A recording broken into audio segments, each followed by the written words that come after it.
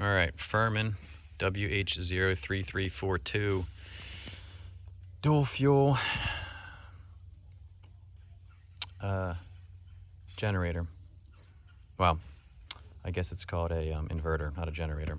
But regardless, so got it out. We were camping, no electricity at this place we're at. I was going to charge the batteries, get the fridges cold, and went to crank. The battery was dead. Went to pull and pull and pull and pull and pull and pull, no start.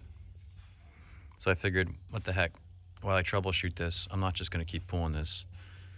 So I pulled the battery out and rigged it up to my extra battery just to jump start it while I troubleshoot.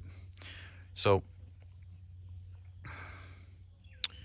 I checked the spark. I guess before that, you're going to need to make sure, you don't have to technically pull this panel off. That was just because I wanted to get to the battery. But you're going to have to remove this panel on this side right here. Looks like that. There's 4 screws, comes right off. Actually, before I even fixed this, there was 2 things I checked. Wanted to make sure we had spark. I pulled this off, grounded it to here. We had spark.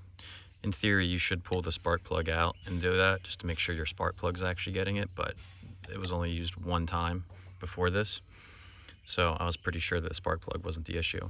Also, you need to make sure you check your oil. I was on a little bit of a slant here, not too bad.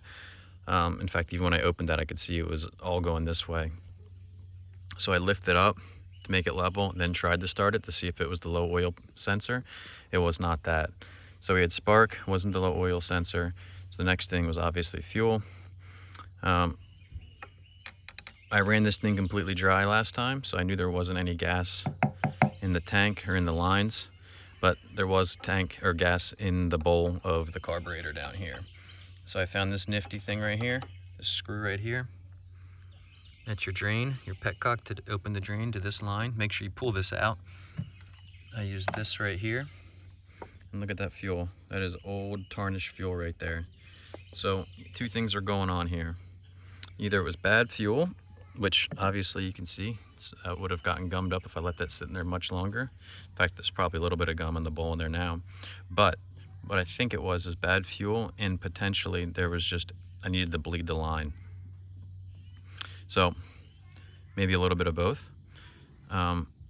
Maybe if I just would have cranked on it for another 5 minutes, it would have got all the old fuel out and flooded my engine and filled up the oil with gas, and some probably would have came out the exhaust, and maybe it would have worked. But either way, open this up, drain it out, get the old fuel out, get any potential air out of there, and be on your way. So hopefully that helps.